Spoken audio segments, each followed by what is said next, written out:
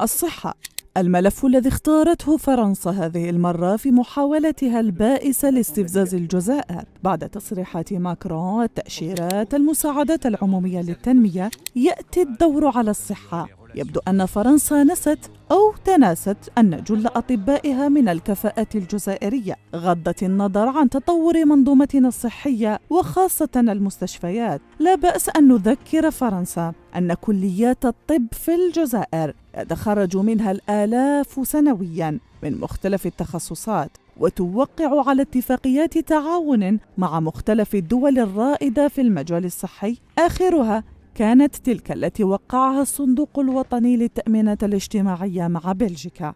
بالنسبة للمعلومات المغلوطة على أساس أن الجزائر لديها ديون خارجية في مجال الصحة، هي افتراءات وادعاءات لا أساس لها من الصحة.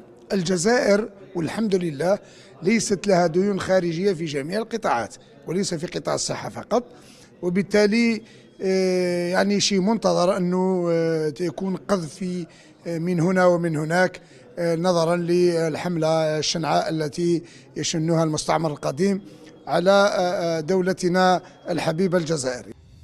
نذكر فرنسا أن مستشفياتها لم تعد الوجهة الأولى للمرضى الجزائريين، حل محلها المستشفيات التركية، الألمانية وغيرها. نذكر فرنسا أيضاً أنه ليس من شيم الجزائر عدم دفع التكاليف، والجزائر ليست من الدول التي تترك خلفها ديون.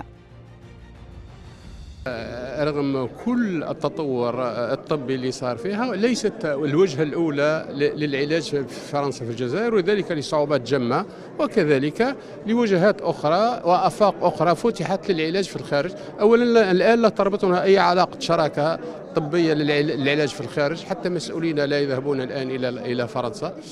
ثانيا أنه فرنسا تسال الجزائر دراهم لأنها كانت معها في عقد. لا أظن، لأن فرنسا ولا لا بريزون شارج، التكفل العلاجي، قيمته المالية تسبق قبل ما يوصل المريض إلى فرنسا.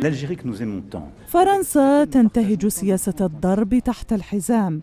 كل الوسائل مباحة لضرب أمن واستقرار الجزائر. هي مؤامرة دنيئة يحركها اللوبي الحاقد الذي يحن إلى الفردوس المفقود. أما عن الجزائر السيدة فلا تزعزعها لا شطحات إعلامية ولا استفزازات لا تمت للواقع بصلة.